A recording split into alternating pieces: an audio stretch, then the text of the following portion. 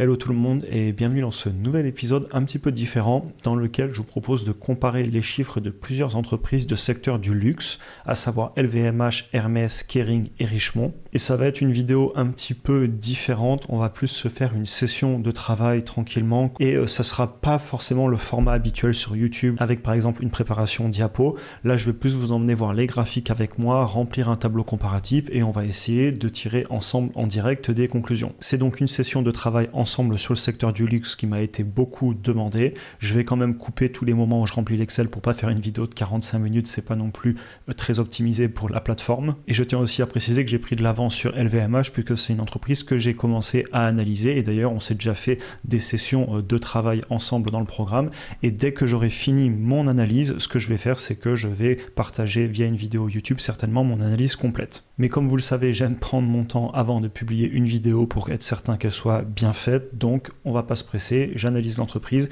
et un peu plus tard je ferai une vidéo évidemment sur YouTube pour tout le monde. Rapidement, les 4 entreprises, même si je pense que vous allez les connaître. Alors à savoir que ce sont 4 entreprises qui se sont bien comportées en bourse, sauf récemment où tout le secteur du luxe a vraiment eu des grosses difficultés. On voit LVMH qui est passé de plus de 900$ à aujourd'hui avoir fait des points sous les 600$. Pour rappel, LVMH c'est un leader mondial du luxe avec beaucoup de marques très connues. Vous avez Louis Vuitton, évidemment tout ce qui est aussi les liqueurs et les alcools. Deuxième entreprise, ça va être Richemont. C'est une entreprise qui est cotée pour elle en Suisse et qui fait notamment dans tout ce qui est bijouterie avec Cartier qui est une marque très connue.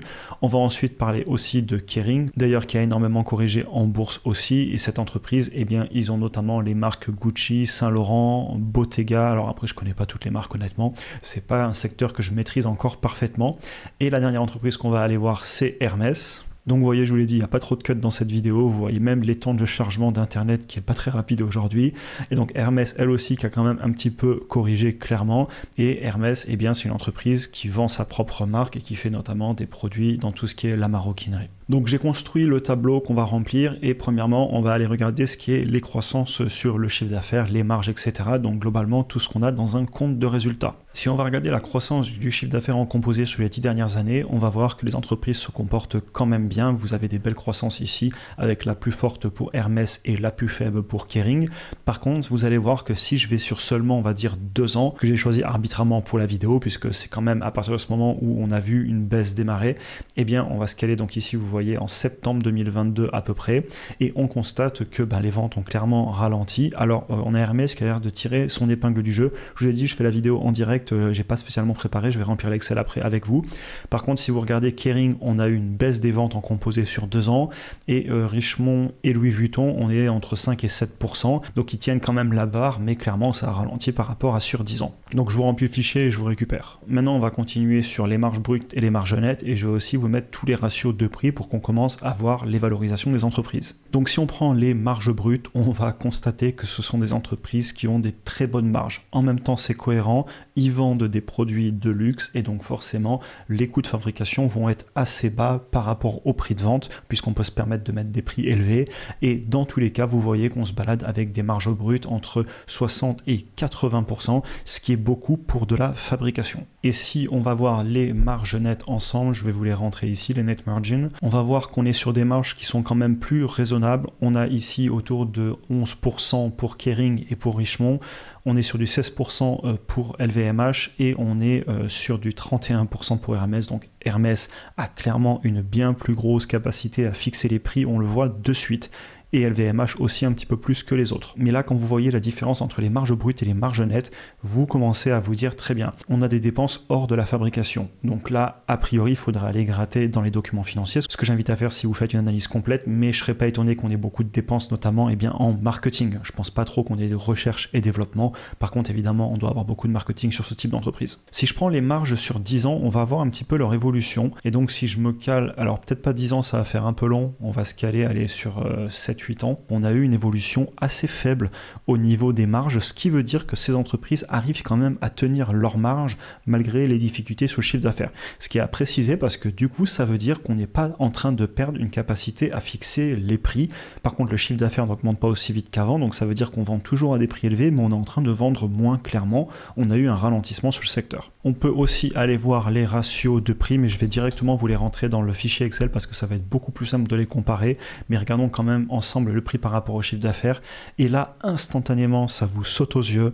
Vous avez une des 4 entreprises qui est beaucoup plus chère que les autres. Pour rappel, là, on est tout en haut du compte de résultats. On est en train de regarder la capitalisation boursière par rapport au chiffre d'affaires. Et vous constatez que Hermès se balade en permanence entre 12 et 18, alors que les autres sont pratiquement toujours sous les 6. Donc Hermès est valorisé beaucoup plus cher. Mais en même temps, juste avant, on a vu qu'ils avaient une bien meilleure marge nette et une bien meilleure croissance. Donc, meilleure performance de l'entreprise, certainement aussi sur la partie qualitative, une très bonne gestion de l'entreprise, et donc forcément, ça s'échange plus cher. Je tiens d'ailleurs à préciser que dans la région où je suis, on a et des ateliers LVMH et des ateliers Hermès, et j'avais eu l'opportunité de rencontrer des personnes qui bossaient dans ces 2 ateliers en maroquinerie, et effectivement, Hermès et LVMH n'ont pas forcément les mêmes façons de travailler. Je ne vais pas non plus trop en dire, mais j'ai échangé clairement avec ces personnes sur combien elles sortaient par exemple de sacs chaque semaine ou de produits de maroquinerie chaque semaine, et effectivement on n'est pas sur le même type d'entreprise, et je pense que ça va se ressentir clairement au niveau des marges, et d'ailleurs on le voit. Et évidemment, étant un passionné de fabrication, que ce soit du manuel ou même de l'industriel, c'est ma formation au départ d'ingénieur, j'ai posé pas mal de questions sur tous les processus de fabrication, et clairement c'est assez intéressant. Et pourquoi pas d'ailleurs un jour en parler si je fais une analyse individuelle sur une de ces entreprises. Donc je vous remplis le tableau et on se retrouve juste après. Donc instantanément, on retrouve ici des entreprises plus valorisées que d'autres. Hermès est clairement la plus chère. Sur le papier, en regardant en haut du compte de résultats. Et si vous regardez d'ailleurs aussi en bas du compte de résultats, donc au niveau des bénéfices, pareil, on est beaucoup plus cher. Cependant, regardez la croissance sur 2 ans, c'est la seule qui n'a pas ralenti, les autres ont tous clairement ralenti. Vous voyez, on est à 13,94% par an de croissance sur le chiffre d'affaires sur 10 ans, et sur 2 ans, on est à 14,6%. Donc on a même une accélération. LVMH, on a fait 11,42% sur 10 ans. En 2 ans, on vient de réduire à 5,32% par an. Sur Kering, on était à 6,66% sur 10 ans par an, et là on est sur 2 ans à moins 6% par an. Donc l'entreprise, elle se paye beaucoup moins cher que les autres, puisqu'elle a des difficultés, c'est évident, les chiffres ne mentent pas. Et Richemont se situe entre Kering et LVMH avec une valorisation en conséquence. Cependant, je tiens à dire que sur le prix par rapport au chiffre d'affaires et même sur le PER, Richemont est très proche de LVMH alors qu'on a moins de croissance et d'ailleurs des marges aussi beaucoup plus faibles. Donc peut-être qu'elle serait valorisée un petit peu plus cher, à aller voir pourquoi si on fait une analyse individuelle. Je voulais vous montrer aussi du coup les marges, elles sont excellentes dans tous les cas en marge brute. Par contre en marge nette, clairement Hermès dépense moins d'argent, certainement en partie en marketing, et donc la marge nette est beaucoup plus élevée que les autres. On verra un petit peu plus tard les marges de flux de trésorerie disponibles. Je suis curieux de voir s'ils maintiennent aussi des marges plus élevées. Et maintenant, si vous regardez les PER, alors Hermès, on est sur un PER qui est clairement élevé, mais en même temps, vous voyez la différence de qualité au-dessus par rapport aux autres entreprises. LVMH et Richemont, on est à peu près en ligne sur la médiane sur 10 ans. Par contre, actuellement, vous constatez que Richemont est quand même plus cher que LVMH, avec un PER à 30 contre 22 pour LVMH, et Kering est valorisé moins cher en ce moment. Vous voyez qu'elle a un prix par rapport au bénéfice de 14, alors que sa médiane sur 10 ans est de 26. Donc la valorisation de Kering s'est écroulée. Ce que je peux donc commencer à dire sur cette première partie du tableau, on a une bien meilleure capacité à fixer les prix chez Hermès et LVMH, ce qui est d'ailleurs une très bonne façon de voir si l'entreprise a ce qu'on appelle le moat en anglais, donc les douves, la protection, parce que tout simplement, si on peut monter ses prix et que les gens continuent à acheter, ça veut dire qu'à un moment, on a des avantages compétitifs. Et les marges sont un peu plus faibles chez Kering et Richemont. Comme d'habitude, étant mon seul sponsor, je me permets de faire un petit instant publicité, et ainsi pour ceux qui souhaitent aller plus loin et être accompagnés dans leur apprentissage, vous pouvez rejoindre le programme de formation avec tous les modules sur ma stratégie d'investissement et tout ce que j'aurais aimé savoir au début, mais vous avez aussi évidemment mon portefeuille, mes fichiers cibles et mes listes de suivi, les vidéos exclusives comme par exemple celle qu'on a fait sur LVMH en début de semaine, et surtout l'accompagnement sur plusieurs mois afin que je puisse répondre à vos questions tout au long du programme et que vous ne vous retrouviez pas face à une énième formation vidéo sans personne pour vous répondre. Si tu es intéressé, premier lien en description pour réserver un appel avec moi-même afin de te présenter l'intégralité du programme, et retour à la vidéo. On va maintenant aller regarder tout ce qui est capacité d'autofinancement, donc la trésorerie, l'argent qui rentre, l'argent qui sort, est-ce qu'on arrive à tout payer, à s'autofinancer et peut-être même, comme on le verra plus tard, à payer le dividende, rembourser la dette, etc. Je voudrais tout d'abord vous montrer donc les flux de trésorerie disponibles. Donc on va aller regarder le free cash flow ensemble, je vais vous enlever l'indicateur d'avant. Donc vous voyez que les entreprises, clairement, si on prend ici, on va se remettre sur 10 ans, comme je vous le disais tout à l'heure, histoire de comparer un petit peu, on voit qu'elles ont toutes clairement augmenté leur meilleur flux de trésorerie disponible, ce qui est en même temps cohérent puisqu'elles ont augmenté leur chiffre d'affaires. Je tiens à préciser, si vous regardez les croissances composées, qu'elles ont eu globalement, si on regarde les chiffres qu'on avait tout à l'heure, une meilleure croissance sur la trésorerie par rapport au chiffre d'affaires, ce qui veut dire que les entreprises ont clairement amélioré leur processus interne et a augmenté leur capacité d'autofinancement, ce qui est plutôt bon signe. Toutes ces entreprises ont l'air bien gérées de ce niveau. On va quand même aller regarder les marges du flux de trésorerie disponible, parce que là, je vous mets que des chiffres en milliards, mais il faut quand même aller regarder ce que c'est en termes de pourcentage. Et donc, si je vous le mets ici, on va constater que Richemont se balade sur une marge au niveau des flux de trésor dispo autour de 17 en ce moment pour une médiane historique à 10, donc ça c'est amélioré. Sur Kering, on a une médiane historique à un peu plus de 13, on est sous les 12 maintenant, donc ça a baissé. Au niveau de LVMH, on l'a amélioré récemment par rapport à la médiane sur 10 ans, et au niveau de Hermès, on est stable. Donc je continue à vous remplir le tableau et on va en discuter. Quelque chose qu'on voit apparaître de suite, je vous ai rajouté les médianes sur les 3 dernières années par rapport au flux de trésorerie disponible qu'on vient de faire actuellement pour voir s'il y a un ralentissement. Et vous constatez qu'on est en ligne chez Hermès, on est en ligne chez LVMH, on est en ligne chez Richemont. Par contre, regardez, la capacité d'autofinancement est clairement en train de baisser chez Kering si on prend la médiane sur les 3 dernières années par rapport à la dernière qui a été reportée sur 12 mois glissants. Donc instantanément, quand je vois ça, je me dis, va falloir aller voir la dette qui est en stock, le cash qui est en stock, est-ce qu'il paye un dividende, combien il paye, parce que vu que les flux de trésorerie sont en train de baisser, il ne faudrait pas que ça vienne impacter les finances de l'entreprise. Sur les autres entreprises, vous voyez, je suis quand même beaucoup moins inquiet, puisque malgré la baisse du chiffre d'affaires, on arrive à tenir la trésor. Et on va quand même regarder rapidement les valorisations.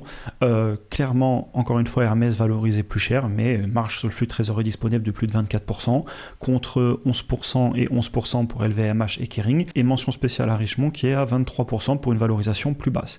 Et si vous regardez, globalement, on continue à confirmer que LVMH et Hermès surtout sont plus valorisés que Kering notamment, et ça se comprend aussi via les chiffres qu'on est en train de regarder qui sont globalement de meilleure qualité. Je vous emmène voir le cash et la dette, et ensuite on va les remplir dans le fichier Excel aussi. Donc d'abord on va regarder la dette totale qu'on va prendre ici. Alors quand on compare 4 entreprises, les graphiques vont devenir clairement illisibles parce que vous avez tout qui va s'accumuler, on va plus rien voir. Donc ce que je vais faire, c'est que là je vais prendre les valeurs de dette totale, je vais les mettre dans le tableau, je vais faire la même chose avec le cash et le cash équivalent, et ensuite je vais vous montrer le tableau parce qu'on pourra vraiment comparer. Là il y aura trop de lignes, ça va être incompréhensible. C'est bon, je vous ai tout rempli.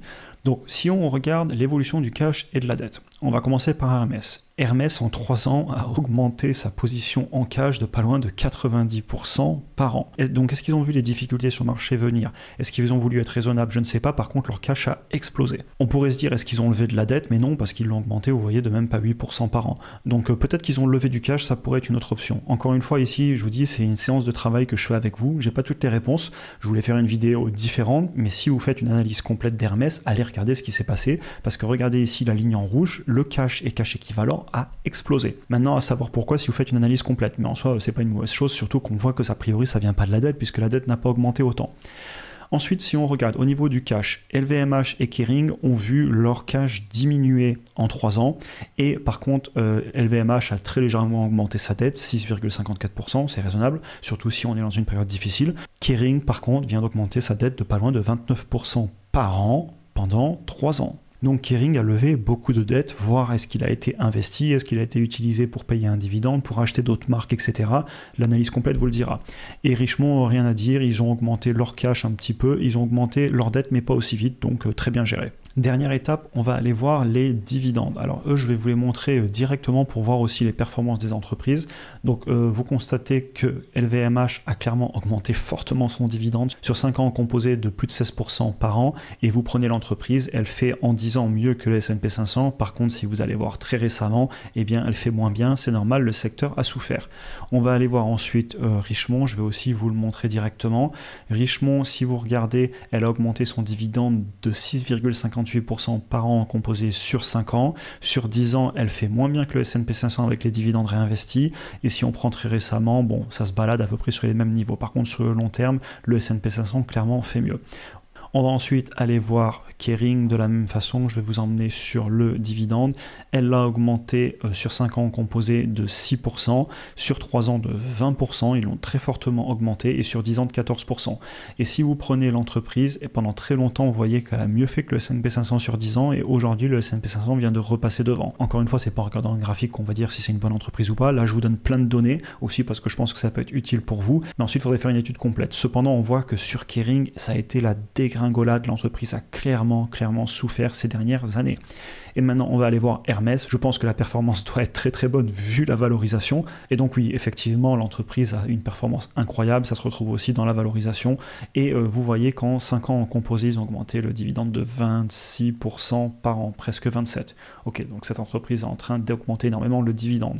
Maintenant, ma question, c'est qu'est-ce que ça va donner au niveau des données? Et je vais vous les remplir maintenant et ensuite on les débriefe. Ok, donc si on les regarde au niveau des rendements, le rendement du dividende sur Kering est très élevé et honnêtement, je pense qu'il est élevé parce que le cours de l'action s'est écroulé aussi. Et d'ailleurs, ça, on peut le retourner le voir. Effectivement, vous voyez que le rendement explose depuis 2022 puisque tout simplement, l'entreprise a corrigé en bourse et ils n'ont pas baissé ou coupé le dividende. Vous voyez que le dividende, il est maintenu depuis 2023. Il ne l'augmente plus cependant, ce qui est plutôt une bonne nouvelle. Et on voit qu'il l'avait un petit peu baissé en 2019. Bref, si on revient à mon fichier, on va constater qu'au niveau du paiement du dividende en termes de pourcentage par rapport au flux de trésorerie disponible, c'est le payout ratio dont tout le monde parle, sauf que tout le monde le regarde sur les bénéfices, sauf que pour moi, le regarder sur les bénéfices, c'est pas pertinent sur le court terme. Sur le long terme, ça lisse.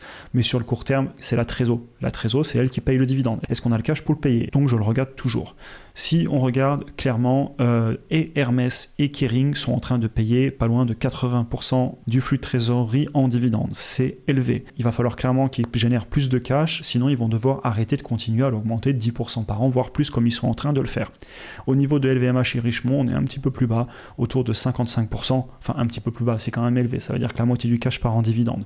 Donc c'est des entreprises clairement matures qui vont pas énormément investir. Alors certes, elles peuvent investir en immobilier. D'ailleurs, je tiens aussi à préciser qu'une bonne partie de la dette sur ces entreprises est certainement utilisée pour acheter des points de vente, de l'immobilier. Évidemment, il y a aussi des usines, etc. Mais c'est pas des usines qui vont coûter très très très cher non plus. Enfin bref, petit aparté, là on est plus dans le qualitatif. L'objectif c'était vraiment de vous faire de l'analyse quantitative ici.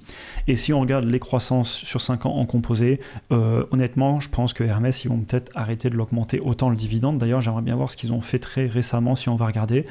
Non, effectivement, ils continuent à l'augmenter, le rendement continue de baisser parce que l'entreprise continue de monter en bourse, même si elle a corrigé un petit peu récemment. Donc ce que je dirais pour conclure sur le dividende, clairement tout le monde paye du dividende, je pense que c'est les entreprises qui sont aussi connues pour ça, et je ne suis pas certain qu'ils puissent continuer à l'augmenter à l'infini, sauf si le marché se reprend.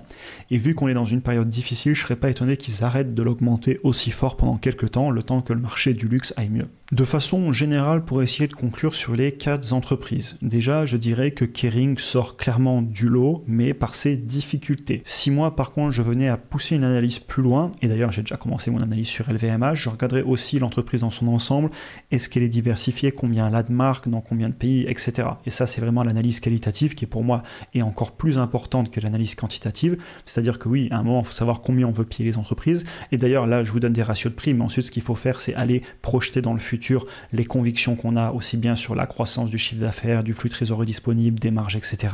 Et ensuite, on réactualise dans le présent pour savoir combien on paye aujourd'hui pour le retour sur investissement que l'on désire faire. Et ça, c'est clairement la partie la plus simple de l'analyse. Un fichier Excel, c'est rempli en 20 minutes si on a l'habitude. Ce qui est beaucoup plus long, c'est de se convaincre que l'entreprise est bonne qualitativement et c'est pour moi la partie la plus importante. C'est pas celle dont je parle plus souvent sur YouTube, sauf quand je fais les analyses d'actions individuelles complètes et pourtant, c'est la partie la plus importante à mon avis. Et c'est ce que je fais d'ailleurs en ce moment sur LVMH et je suis en train de commencer aussi à bosser sur Hermès. Je regarde l'entreprise, quels sont ses avantages compétitifs, ses marchés, comment elle est gérée, la gestion dans le passé, etc.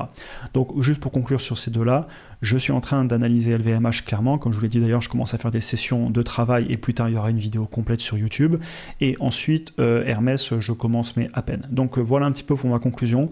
Kering des difficultés, les 3 autres des difficultés, mais pas du tout au niveau des difficultés de Kering, et le marché du luxe dans son ensemble souffre clairement. Évidemment, c'est du court terme, et sur le long terme, chacun se fera son opinion de ce marché et de ces entreprises. Mais globalement, des belles entreprises qui d'ailleurs peuvent rentrer dans un PEA pour ceux que ça intéresse, et même moi, je suis en train de les analyser, ce qui est à noter parce que c'est rare que je fasse des analyses complètes jusqu'à même, pourquoi pas, penser à investir sur ces entreprises quand on parle d'entreprises européennes et françaises. C'est vrai que mon portefeuille est quand même plus axé États-Unis, États-Unis, en grande partie pour des raisons de protection patrimoniale. Il y a un moment, je ne peux pas tout avoir en euros et j'utilise évidemment la bourse pour aller investir ailleurs, pour gérer mon patrimoine de façon globale.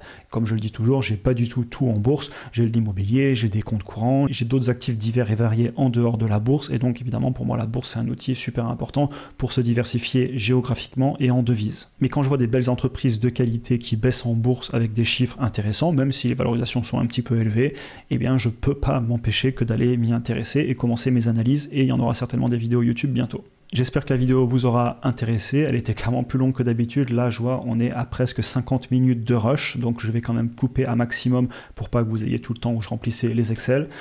Je vais arrêter avec cette conclusion parce que la vidéo va encore être trop longue. J'espère que la vidéo vous aura intéressé. Comme d'habitude, n'hésitez pas à jeter un coup d'œil en description pour aller plus loin. Et de façon plus générale, si vous voulez parler bourse, si vous avez des questions, rendez-vous en commentaire sur Instagram, sur le Discord.